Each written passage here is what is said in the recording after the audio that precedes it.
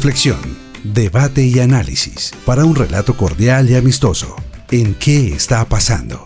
Programa de coyuntura nacional e internacional, producido por el Instituto de Paz de la Universidad Distrital Francisco José de Caldas y PASUD. Escúchelo todos los miércoles de 8 a 9 de la noche en la UD 90.4 FM Estéreo.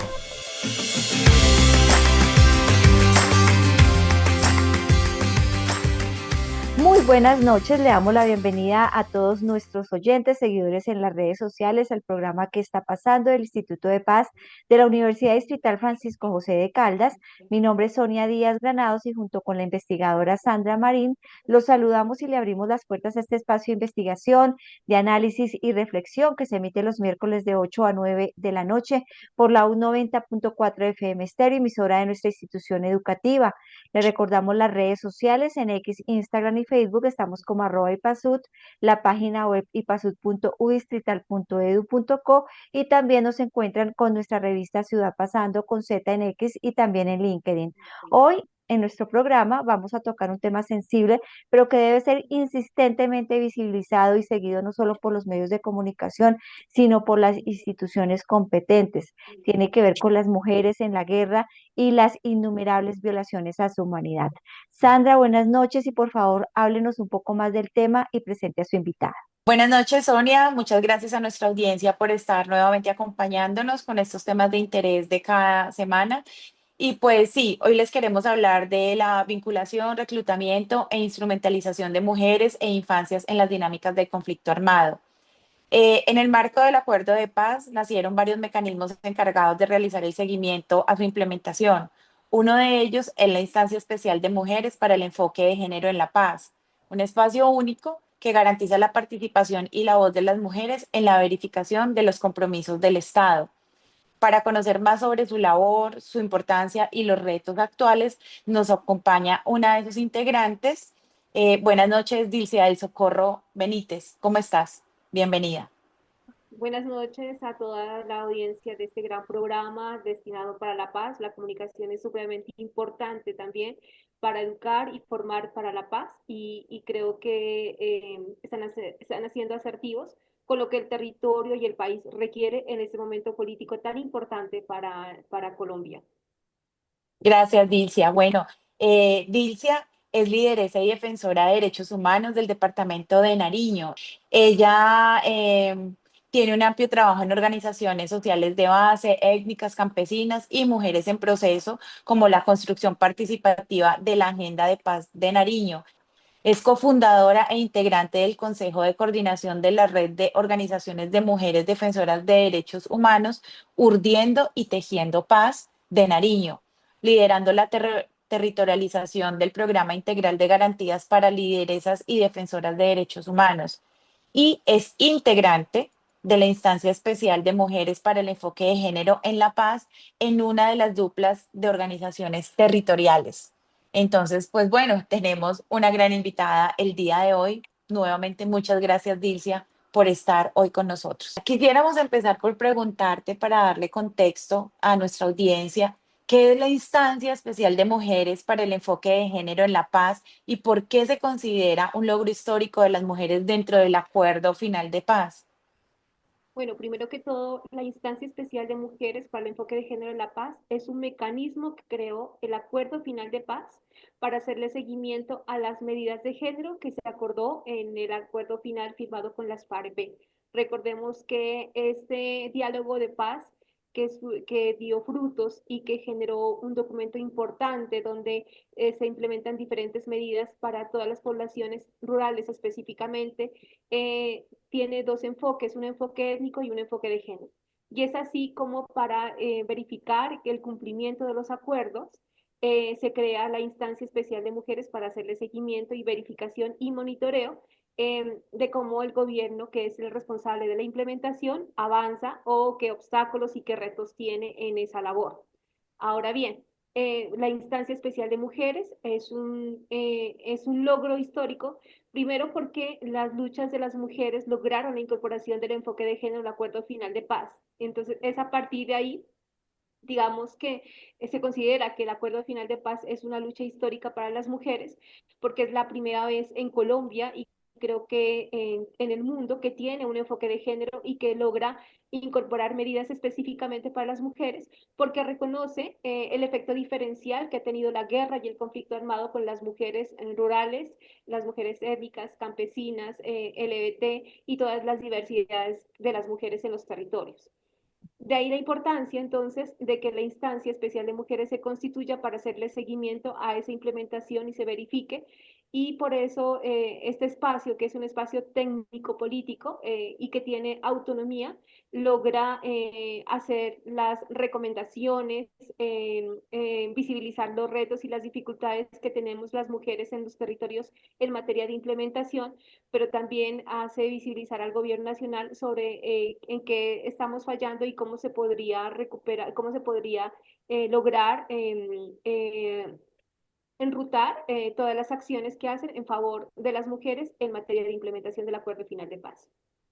Ilse, sigamos con la pedagogía porque es importante que nuestros oyentes, seguidores en redes sociales, pues sepan acerca de esta instancia especial. Está conformada por 16 mujeres organizadas en 8 duplas. Cuando se refiere a duplas, ¿qué quiere decir y qué sectores de mujeres representan dentro de este espacio? Perfecto. Bueno, en principio son 17, estamos 17 mujeres, porque hay 8 duplas, 8 por 2, 16 mujeres, y son de diferentes sectores. A nivel nacional, tenemos una dupla de organizaciones de mujeres, ¿no? De organizaciones de plataformas nacionales de mujeres. A nivel nacional también tenemos una dupla de organizaciones, de plataformas, organizaciones de comunidades negras, raizales y palenqueras. También una dupla de mujeres LGBT que también están a nivel nacional. A nivel territorial, tenemos unas duplas que son de organizaciones territoriales, son 2 duplas de organizaciones territoriales, en este caso son 4 integrantes, una dupla de víctimas, una dupla de campesinas. Ay, perdón, se me olvidaba, las mujeres indígenas también tienen su espacio como una dupla nacional. Y tenemos la representante, hablamos de 17, de una representante de firmantes de paz. Sin embargo, nosotros creemos y pertinente que para el próximo proceso eleccionario, porque las instancias, en este caso la instancia especial de mujeres, tiene una duración, o más bien su accionar es de 3 años cada equipo. Y en este caso nosotros terminamos en este año de noviembre. Le hemos presentado al gobierno nacional la propuesta de cómo sería esa elección, esa metodología de cómo sería esa elección de las nuevas integrantes, como también estamos en la gestión de recursos para que el equipo nuevo cuente con recursos necesarios para cumplir con esa labor. En ese espacio también, en ese marco de ese nuevo proceso eleccionario, creemos importante que la dupla, que la integrante de firmantes de paz también sea una dupla. Y una dupla que de las mujeres firmantes de paz que también hacen procesos organizativos y que también están construyendo paz. Por eso es importante sus voces en este espacio de la instancia especial de mujeres para el enfoque de género del Acuerdo Final de Paz. Dilcia, o sea, puntualízanos por favor, como para, como venía diciendo Sonia, para que la gente esté muy contextualizada en lo que es la instancia especial de mujeres. eh, ¿En qué consiste la labor de la instancia y cuál es el papel que juegan o el rol que tienen frente al seguimiento a la implementación del acuerdo y hasta qué punto llega la incidencia de la instancia? Gracias. Sí, la instancia especial de mujeres tiene como misión hacerle seguimiento a las medidas de género del Acuerdo Final de Paz. Ahora bien, ¿qué acciones específicas se hacen para poder lograr ese mandato, para poderlo cumplir? En principio, pues realizamos encuentros territoriales, encuentros con las organizaciones de territorios, para con ellas, para recoger las voces de las mujeres y poderlas trasladar en un informe que presentamos anualmente. Este equipo de la instancia ha presentado ya 2 informes y estamos a puertas de presentar el tercer informe, que seguramente en noviembre, en el marco del aniversario del Acuerdo Final de Paz, haremos la presentación de este informe. Cada año presentamos este informe y verificando no solamente en los indicadores que están en el plan marco de implementación, es decir, todas esas medidas de género que estaban en el Acuerdo Final de Paz se traducieron en indicadores.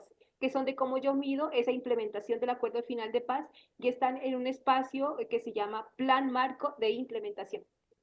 Ya a esos indicadores le hacemos seguimiento, recogiendo a partir, no contrastando información. Las que nos da la institucionalidad, que es la que tiene la responsabilidad o la competencia de la implementación, constatando con las voces en los territorios, de cómo las mujeres en los territorios miran esa implementación, de cómo la viven esa implementación y de qué falencias y de qué también retos y desafíos enfrenta la implementación del acuerdo final de paz.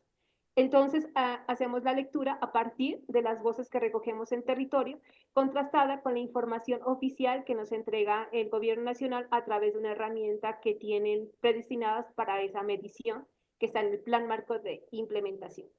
Y eso implica no solamente pues contrastar la información que está en esa herramienta, sino también reunirse con instituciones de orden nacional para precisamente también hacer la retroalimentación con entidades respondientes o responsables de la implementación del acuerdo final de paz en las medidas de género. Eh, y eso implica pues obviamente contar con esa información importante como también la que contrastamos en territorio. Ok.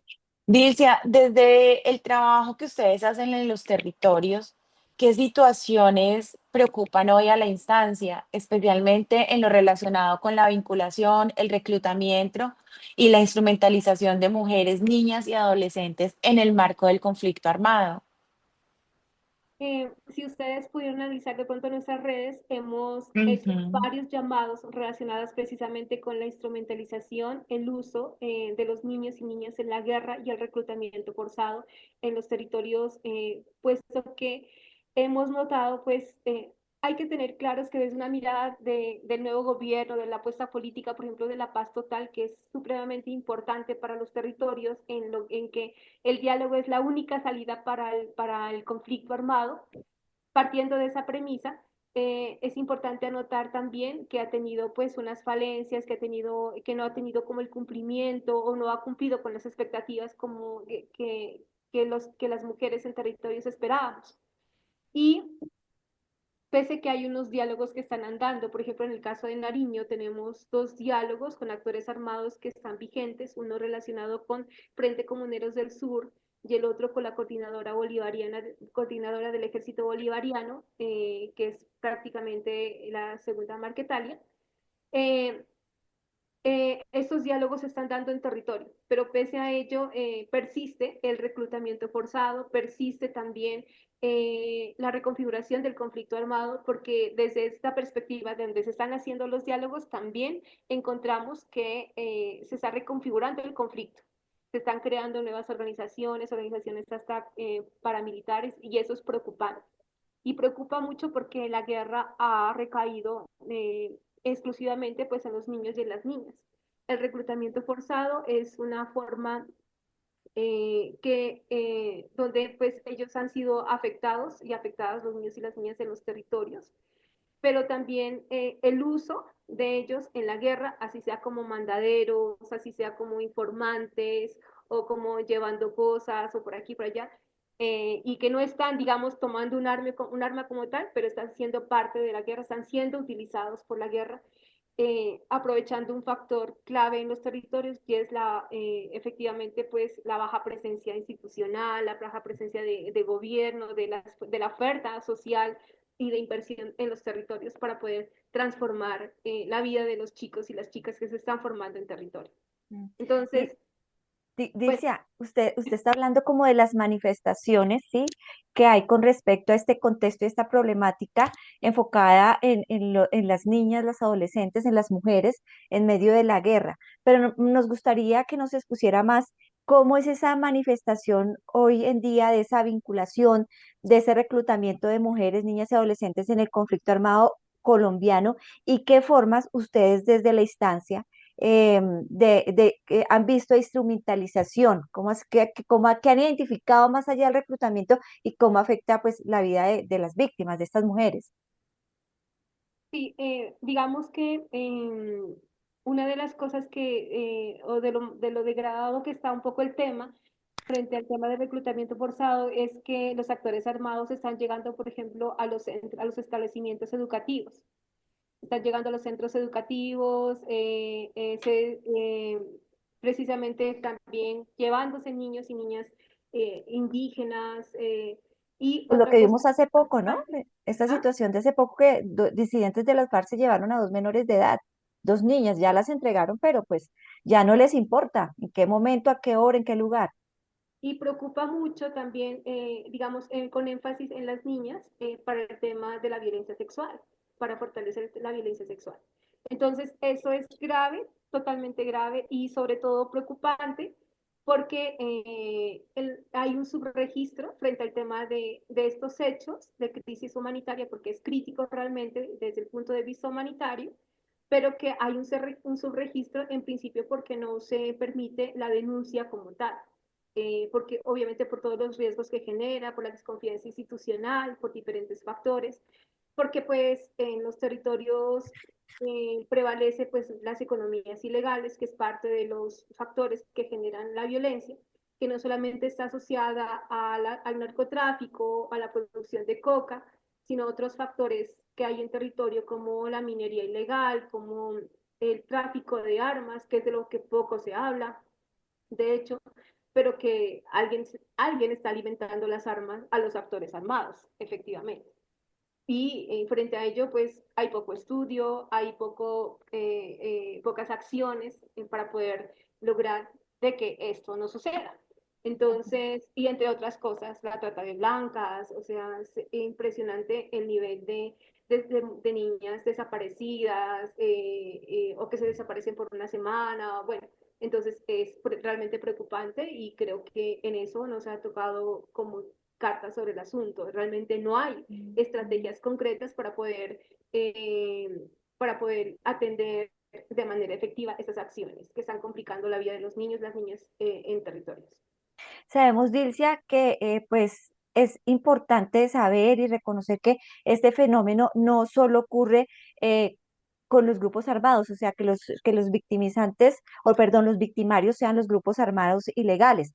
Esta violencia contra las mujeres también se vive en otros contextos, ¿sí? Es una violencia ya estructural, que tanto la instancia de mujeres también visibiliza e investiga y analiza lo que sucede en otros contextos que no tengan que ver necesariamente con que el victimario sea grupos al margen de la ley. ¿Ustedes también se implican o se inmiscuyen en este tipo de situaciones? No es nuestra labor, digamos, incluirnos como instancia en esas labores, pero no dejamos de lado porque igual en territorio pues somos defensoras de derechos humanos y estamos al tanto pues de las circunstancias que suceden y tratamos a través de la instancia movilizar ese tipo de movilizar pues o visibilizar más bien esas situaciones que se están presentando en territorio, ¿no? Entonces, preocupa, por ejemplo, aspectos como, por ejemplo, en el Chocó, el plan misógeno que tienen los actores armados, específicamente los grupos paramilitares, y que se habla de un plan precisamente para poder atacar a las mujeres. Y entonces eso es realmente muy grave y frente a ello, pues es importante para nosotros salvaguardar la vida pues, de las mujeres, así como le hemos dicho en diferentes espacios y con diferentes comunicados que se han presentado. Y en Arauca también es una situación supremamente compleja.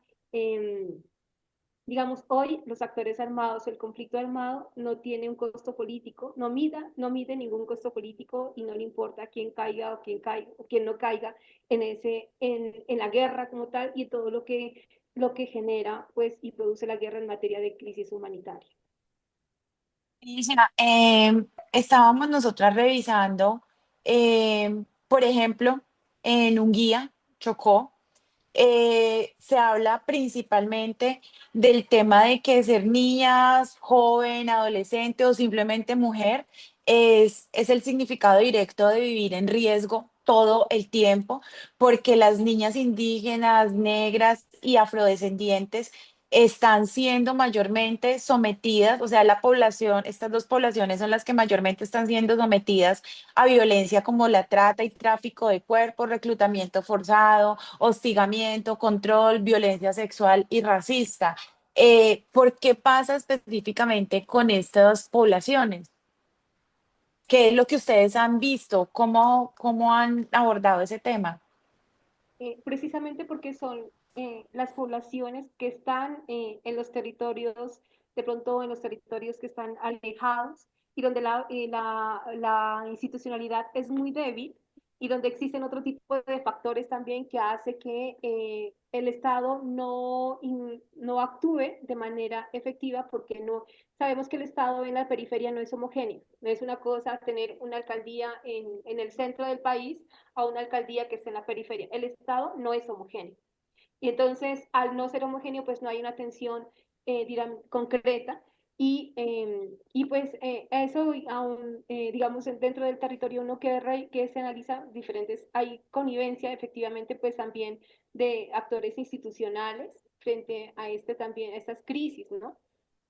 Cuando, por ejemplo, se denuncian las mesas territoriales de garantías frente a la falta de acción o más bien la omisión que hacen las instituciones, específicamente pues la fuerza pública en lo que tiene que ver con a la atención en temas de seguridad a la población y muchos otros factores que pues que como sociedad civil lo hace ver como si hubiera una connivencia también con el factor institucional.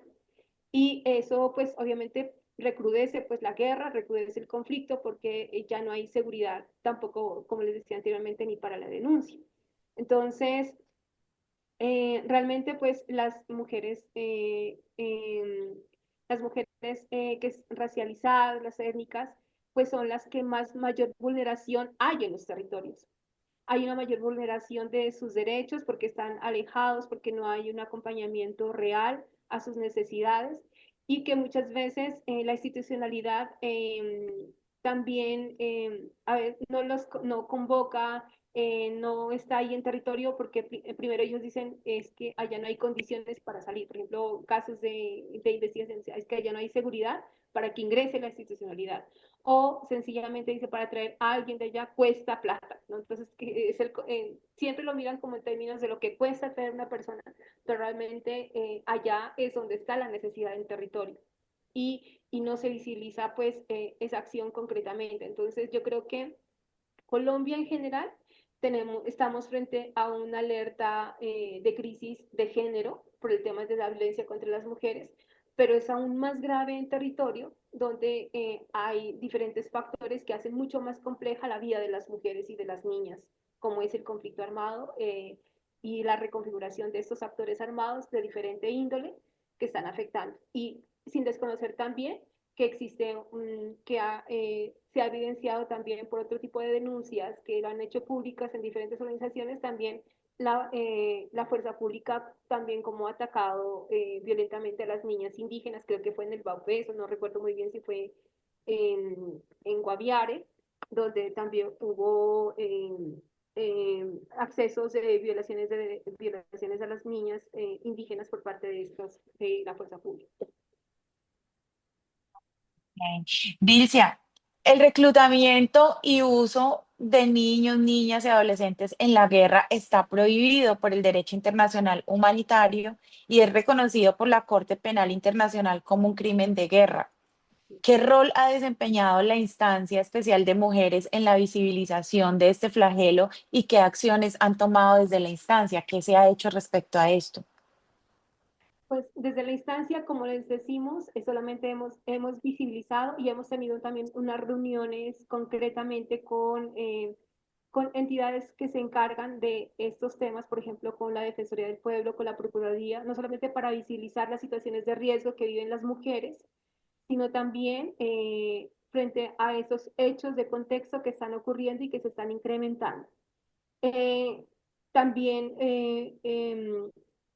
a nivel también, digamos, como nosotros pertenecemos a diferentes espacios, pertenecemos, por ejemplo, a espacios de mesas territoriales y garantías, la mayoría casi de las integrantes que estamos participando del espacio, y donde hemos visibilizado y hemos llevado también estas voces, porque sucede no solamente pues en lo que hemos dicho en Chocó, en Cauca o en Arauca, sino también en otros departamentos se ha visibilizado esta problemática situación grave, pues obviamente, y que se ha visibilizado y que se ha tenido en cuenta porque el incremento que ha tenido del 2024 al 2025 es realmente alto, según datos que ha publicado, por ejemplo, OCHA ONU Derechos Humanos, que tienen datos donde han atendido y han documentado estos casos.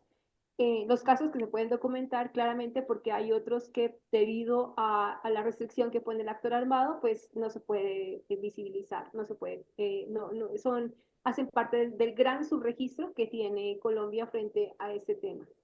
Mm. Dilcia, a partir del acuerdo de paz, ¿qué avances se han logrado en nuestro país en términos de políticas públicas o medidas para proteger a las mujeres, a las niñas, a los adolescentes en esos contextos de conflicto? Bueno, en materia de política de paz destacamos la política de desmantelamiento de conductas criminales, y de las asesoras del paramilitarismo, donde en su documentación pues tiene una incorporación del enfoque de género, claramente se ve ahí y es súper interesante el documento como tal. Ahora, la dificultad está en la implementación. En la implementación, en las grandes mesas de trabajo que hemos tenido con las entidades respondientes, hemos identificado varios elementos. Uno es que, en principio, pues el gobierno se plantea hacer unos pilotos que están andando principalmente en el Cauca, lo cual es importante y creo que en otros departamentos, pero especialmente en el Cauca. Sin embargo, consideramos que los pilotos deben hacerse también, ojalá en otros departamentos donde hay una mayor vulnerabilidad. O sea, el Cauca es claramente vulnerable, pero hay también departamentos para que se hagan a la par y que puedan contar ojalá con pilotos exitosos para poder ser de ellos un gran aprendizaje y que logre ya que se constituya en la implementación, en la territorialización de esa política, sería genial. Lo otro es que planteamos también que es importante que este espacio sea liderado por la Comisión Nacional de Garantías de Seguridad, que es parte del Acuerdo Final de Paz, y que sea una acción conjunta, digamos, del Estado. Es decir, que el ataque a estas conductas criminales no tenga una acción dispersa, como muchas veces lo vemos, porque uno de los grandes problemas y retos que tiene la implementación del Acuerdo Final de Paz es la desarticulación institucional, no solamente entre instituciones de orden nacional, sino también de ellas con la institucionalidad local y departamental, la regional.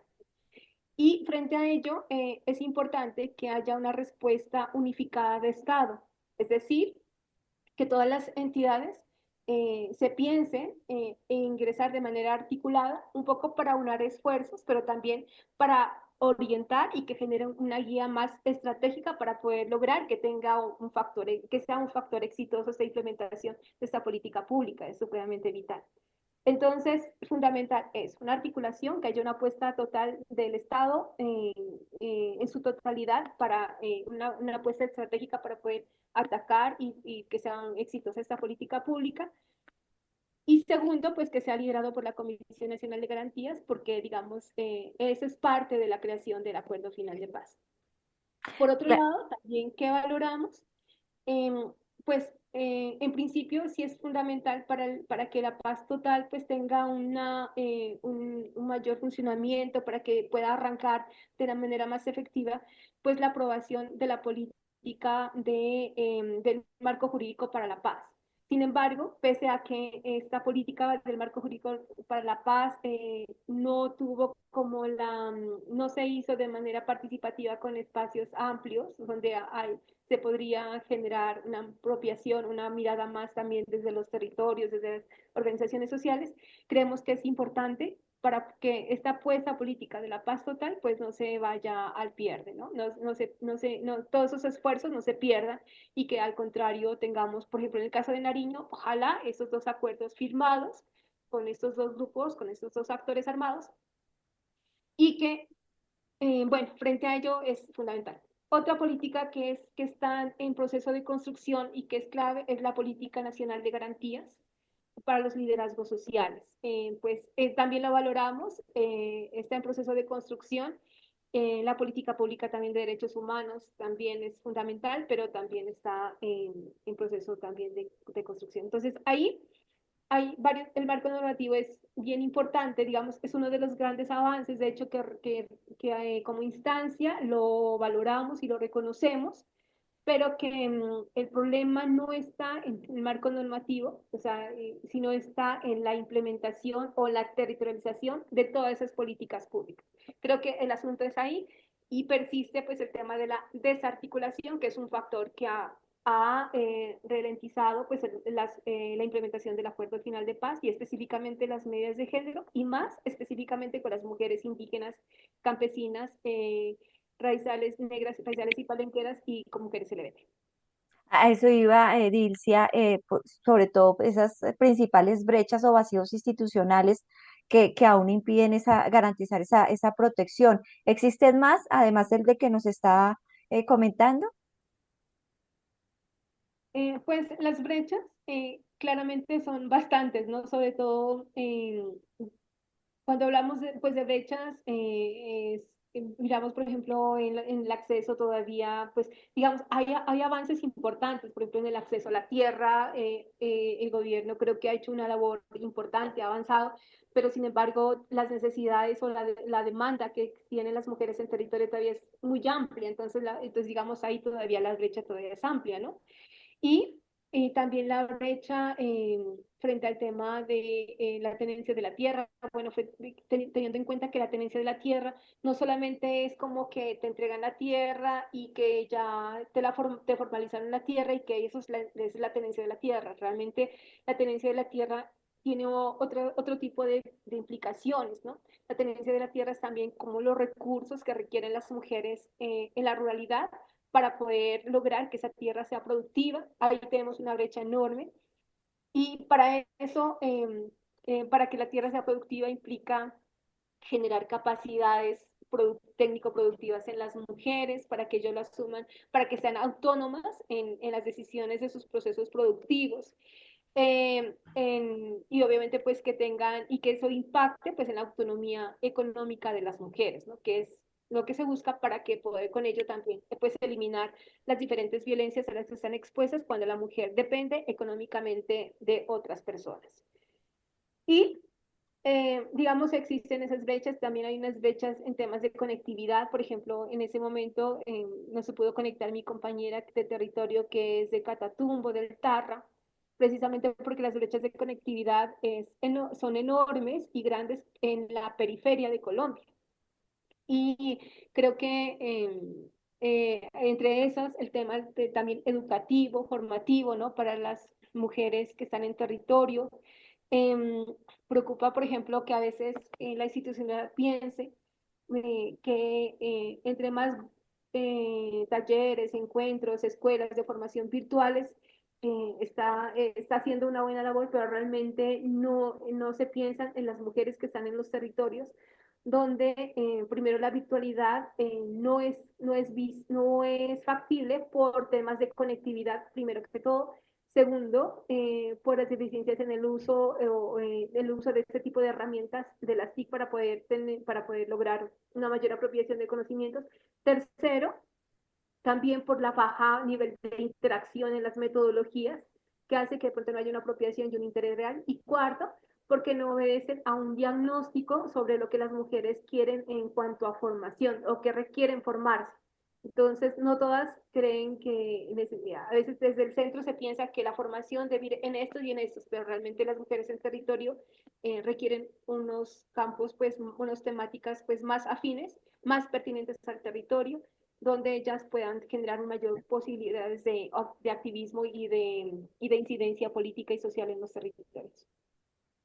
Alicia, precisamente retomando este tema que usted nos viene diciendo, nosotros quisiéramos saber cómo se determinan las necesidades de formación y capacitación de las mujeres en esos territorios, o sea, cómo recogen la información de yo necesito aprender esto porque eso es lo que necesito para mi economía, porque es afín a mis habilidades, a mis gustos, a mis capacidades, o simplemente es un programa que llega, que lo hace quién y por qué. O sea, ¿cómo es que funciona eso? Porque no hay un diagnóstico asentado a la realidad del territorio donde definitivamente se le da a la comunidad lo que necesita, sino lo que a mí desde detrás de un escritorio me parece que debe saber la comunidad en el territorio. Entonces, y en ese mismo sentido, qué tipo de procesos productivos se les ha enseñado a las mujeres en los territorios? Ya. Bueno, yo te puedo hablar, algunas de los encuentros, por ejemplo, territoriales que tuvimos en el Bajo Magdalena, las mujeres propusieron la necesidad de crear un plan nacional de participación para las mujeres. Entonces, me parece una propuesta supremamente interesante porque a partir de ahí se puede generar, el plan debe surgir de un diagnóstico. Y el diagnóstico, pues debe recurrir a las diferentes instancias locales para poder determinar cuáles son las necesidades más específicas en materia de formación.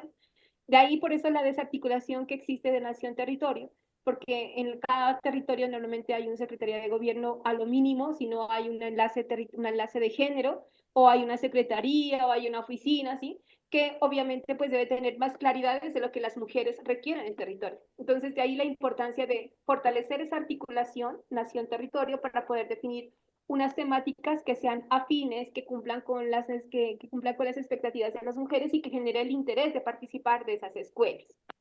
Ahora bien, entonces cuando las mujeres del Bajo Magdalena proponían un plan nacional de participación, uno induce ahí que claramente debe haber un diagnóstico a partir de esas situaciones. Lo otro es que también es importante que digamos, los contenidos de esas escuelas de formación también tienen que ir afín a otros elementos, por ejemplo, a la desestigmatización de sectores poblacionales que hacen que algunos sectores sean discriminados y que existan las barreras mucho más estructurales para la participación política y social, ¿no? Para la participación electoral, para la participación en los territorios, en los espacios de participación. Entonces, es fundamental ahí que vamos a contar con esas bases que logre, pues, fortalecer la articulación es vital para lograr qué es lo que las mujeres en territorio requieren. Y segundo, fundamental también escuelas de formación que sean de dos modalidades, la virtualidad y la presencialidad, porque pues la presencialidad ayuda mucho a la interacción, al intercambio de saberes y todo eso. Y si las mujeres no conocen muy bien cómo son esas plataformas, cómo es el manejo, además de las débiles conectividades, pues obviamente no vamos a llegar a impactar en territorio, que es lo que algunas pues han mencionado normalmente. Y frente a los proyectos productivos, yo podría decirte lo siguiente, ¿no? Hay, por ejemplo, en el caso de Nariño, eh, uno de los cultivos que me parece súper importantes, por ejemplo, el cacao, es una apuesta bien interesante que tienen las mujeres en la costa pacífica nariñense y que van también en materia de sustitución, supremamente importante. Y ahí, por ejemplo, ellas hablan, dicen, en el cacao, bueno, yo ya sé más o menos cómo es el cultivo, que se le aplican eso y eso y lo otro, pero no lo puedo hacer la poda. Dicen, ¿no? Porque la poda es como, por ejemplo, cuando tú te cortas el cabello para que te crezca, en la poda también le cortas las ramitas para que el árbol se vea frondoso, para que crezca de esta manera y para que sea mucho más productivo. Pero les da susto, les da miedo porque dicen, no tengo experiencia en eso. Entonces, es ahí donde los proyectos productivos deben aterrizar a cuáles son las necesidades específicas que tienen las mujeres que están implementando proyectos productivos para que ellas puedan ganar más experticia y que tengan más autonomía y no dependan de otras personas para que su proceso productivo pues sea mucho más efectivo. Y así es un ejemplo que coloco, digamos, y pueden ocurrir en diferentes territorios otro tipo de proyectos productivos, pero que también sean proyectos productivos sostenibles, ¿no? Y que sean integrales, es decir, que tengan todo el manejo de la cadena, que no solamente sea darle los insumos para que produzca la tierra, sino también para que transforme, sino también para que comercialice y pueda acceder a mercados y que tenga un mercado más asegurado y que logre consolidarse como un grupos asociativos a nivel pues, socioempresarial, que logre una mayor consolidación de sus iniciativas y que puedan generarle mayores ingresos. Y bueno, una de las cosas que entonces es bien importante, digamos, son proyectos que además que tengan un enfoque pues no, que no dañe el medio ambiente, sino que tengan un proceso más de producción agroecológica o de producción limpia, que ayuda también a sostener el territorio. Dilcia, a estas mujeres que tienen estos proyectos productivos, ¿se les inyecta dinero, se les da como una base para que puedan iniciar? ¿O cómo es ese proceso para que ellas puedan acceder a iniciar sus proyectos, sus microempresas, bueno, como todos estos procesos? Bueno, ahí es todo, digamos, de cómo los implementadores de los proyectos, que son, pues, cuando, por ejemplo, cuando llegan los proyectos que a veces se formulan en territorio y que hacen convocatorias y ellos se inscriben a ciertos, a esas convocatorias para poder acceder, ¿no? Pero ya depende de la oferta que haya en materia de proyectos productivos para que las mujeres se puedan vincular, ¿no? Y algunos de ellos pues han sido como que exitosos en temas de cacao, pero por ejemplo hay otros que han tenido unos retos enormes. Por ejemplo, en el caso de Nariño, en el caso de Tumaco, quisiera referirme a un proyecto en particular que se llama un proyecto que lo ejecutó la red ADELCO, en alianza con otras entidades, donde las mujeres decidieron vincularse al tema de la construcción.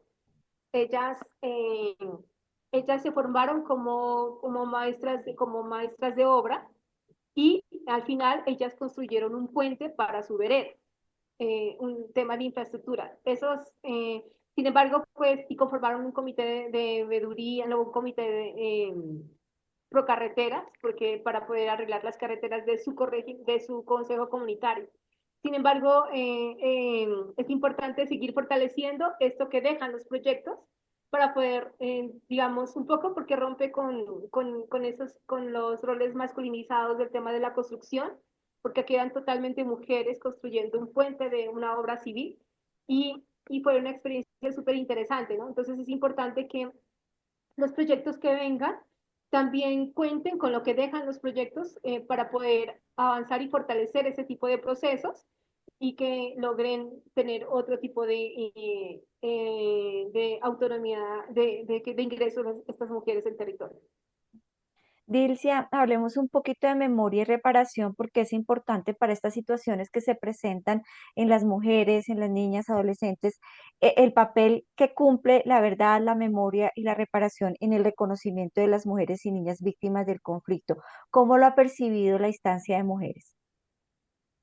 Los ejercicios de memoria para nosotros, para la instancia especial de mujeres, son supremamente vitales, en principio porque pues, es un derecho que tienen las víctimas del conflicto armado en que se les reconozca, en que se les reconozca, pero también en que se les dé la oportunidad de que sean resilientes y sobre todo que sean sobrevivientes de estas víctimas de violencias y que puedan transformarlo y que muchas lo han hecho, ¿no es cierto? Lo han transformado para poder generar pues una mayor sensibilización sobre lo que sucede, pero también porque las víctimas pues tienen derecho a reconocer pues la verdad sobre lo ocurrido para que esos hechos no se repitan.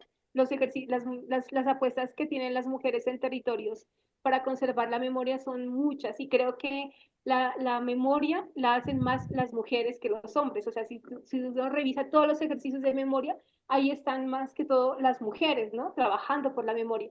Y lo hacen de diferentes formas. La memoria lo hacen a través de un lugar específico o lo hacen de manera itinerante o lo hacen a través de los tejidos o lo hacen a través de la música, a través de la cultura o lo hacen a través del teatro. Hay diferentes formas donde las mujeres han querido plasmar ejercicios de memoria para que se reconozca lo que sucedió en el territorio, pero también para que esos hechos no se vuelvan a repetir.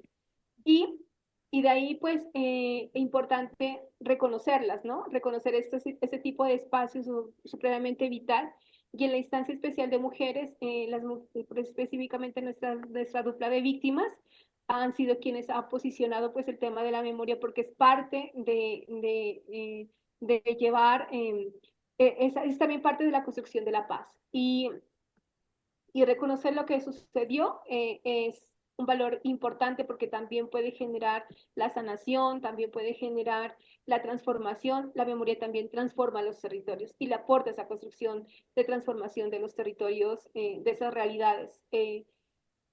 Y bueno, y cambia diferentes perspectivas y formas de ver eh, y también sensibiliza a la misma institucionalidad que tiene la labor de transformar, de ayudar y contribuir a esa construcción de la paz. Y para eso, ¿cómo pueden las comunidades, cómo pueden también esas organizaciones sociales contribuir también a visibilizar y acompañar estos casos? Por eso es importante, por ejemplo, visibilizar lo que hacen, por ejemplo, las mujeres buscadoras, víctimas del conflicto, que tienen diferentes ejercicios de memoria a través de sus colchas, de sus tejidos, y en actos conmemorativos o realizan acciones simbólicas. Es importante acompañarlas, porque entre más arropemos como sociedad civil, significa que estamos compenetrados, que estamos conjuntamente pues coherentes y unidas en un ejercicio total, y que las estamos acompañando a las víctimas del conflicto armado para que sientan que la sociedad también les está acompañando, y esto es supremamente vital para su sanación, para sus procesos de reconciliación. Casos, por ejemplo, en Nariño, por ejemplo, hay casos, por ejemplo, perdón que me refiera mucho a Nariño. Bueno, en Nariño, por ejemplo, las víctimas y las firmantes de paz tienen un ejercicio, por ejemplo, que en el marco del carnaval realizaron una carroza de la paz. Y cada año hacen una carroza de la paz y participan víctimas del conflicto y participan mujeres firmantes de paz. Y eso ha sido, digamos, es un activo de paz que tienen los territorios, porque a través de plasmar las esculturas, la temática, están construyendo con sus manos también una memoria, pero también ese deseo de construir la paz. O sea, esto me pasó, pero también mi propuesta de cómo construir la paz. Eso es lo que hace la memoria histórica.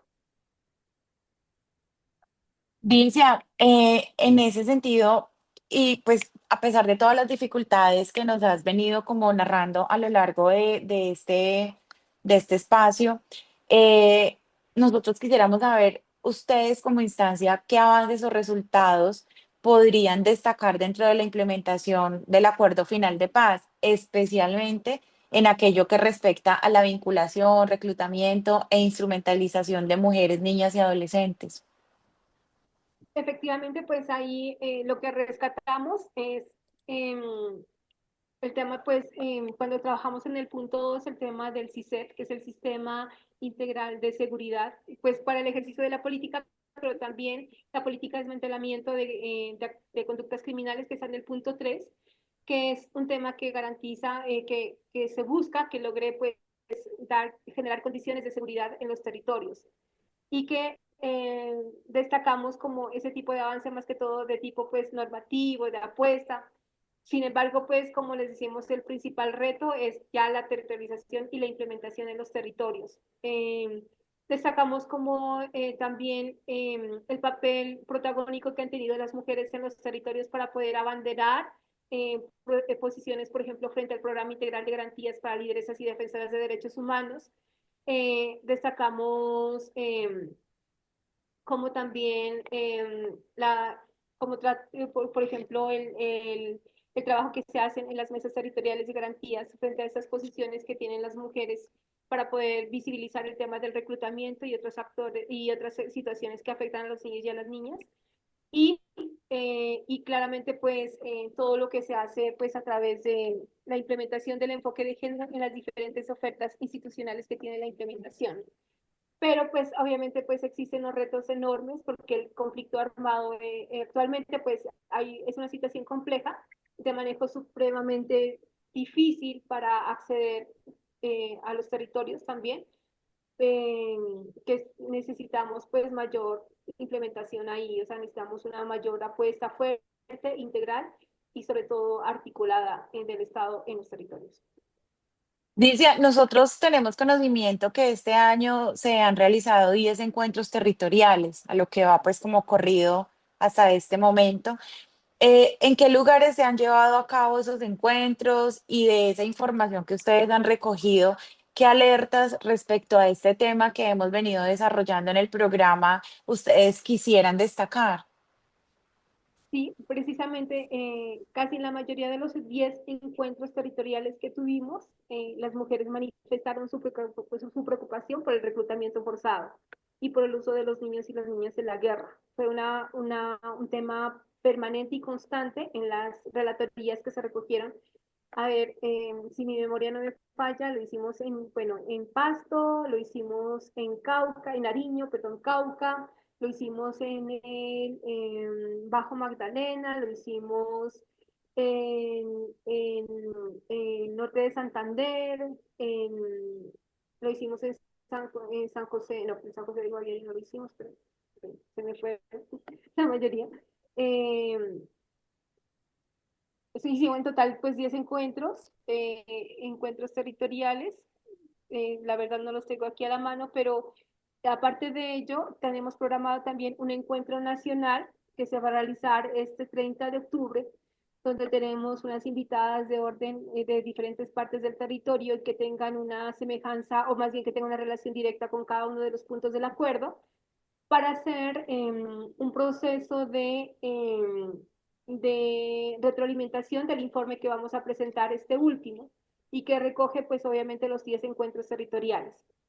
Entonces, en ese espacio lo que buscamos es que la retroalimentación final por parte de las personas participantes, mujeres participantes y mujeres LGBT que vayan al espacio, para poder, como una forma de validar lo que vamos a presentar, lo que hemos recogido de cada uno de los puntos del acuerdo, y con ello ya tendríamos ya el informe final. O sea, digamos, esa construcción todavía participativa de nuestro informe todavía aún no termina. Los encuentros fueron una base fundamental, pero el principal, digamos, va a ser este 30 de octubre que vamos a tener ese encuentro de retroalimentación y de validación del informe.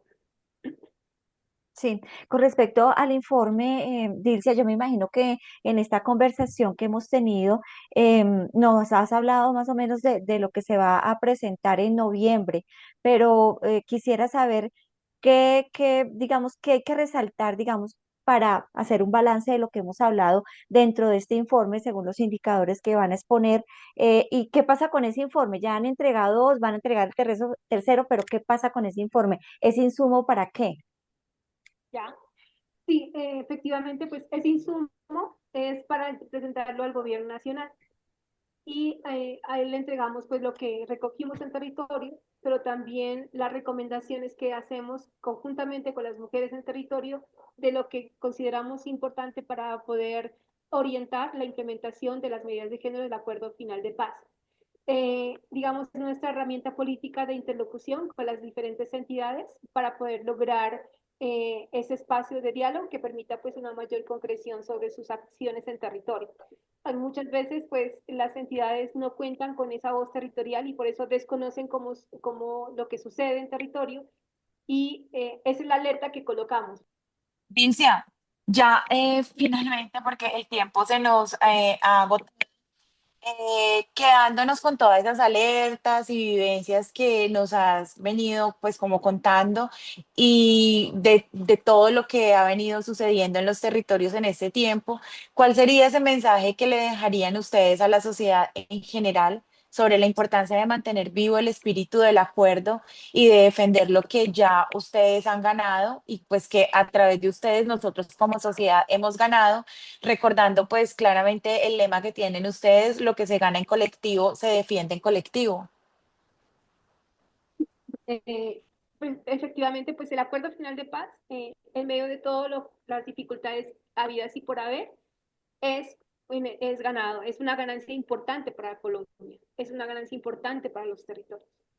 Y, y todo lo que se ha logrado también en materia de implementación también es una ganancia y de pronto los aspectos que hemos avanzado es una ganancia. Sin embargo, obviamente, pues la deuda persiste, digamos, aún es deficitario en temas de resultados frente al tema de implementación. Hay que seguir trabajando, hay que seguir luchando y hay que colocar también en la apuesta política, en la agenda política de los nuevos gobiernos, en la agenda política de las organizaciones sociales, volver a retomar el acuerdo final de paz porque efectivamente fue un hecho político importante para Colombia. Entonces, al ser un hecho político importante, pues hay que seguirlo manteniendo como tal y hay que mantenerlo vivo. Y las organizaciones sociales también que estamos en territorio, tenemos una labor importante con esta labor, visibilizar el acuerdo final de paz, porque de hecho una de las cosas que, digamos, que generó una reconfiguración del conflicto y todo lo que vivimos actualmente es precisamente por la no implementación del acuerdo final de paz. Es una causa de eso. Entonces, si implementamos el acuerdo final de paz, pues obviamente vamos a tener muchas mayores oportunidades para poder transformar y transitar de la guerra a un posconflicto con condiciones de seguridad para las mujeres, para las niñas, para los niños y las niñas específicamente y para las juventudes, porque pues no nos olvidemos que las juventudes también han sido pues atacadas por el conflicto, digamos, han sido influenciadas por la guerra y que lamentablemente pues tampoco hay muchas oportunidades para ellos y ellas, ¿no? Entonces el mensaje es a seguir trabajando, a seguir insistiendo, a seguir visibilizando y a posicionar políticamente el acuerdo final de paz y específicamente las medidas de género en los diferentes ámbitos en que nos encontremos. Porque lo que se gana en colectivo se defiende en colectivo.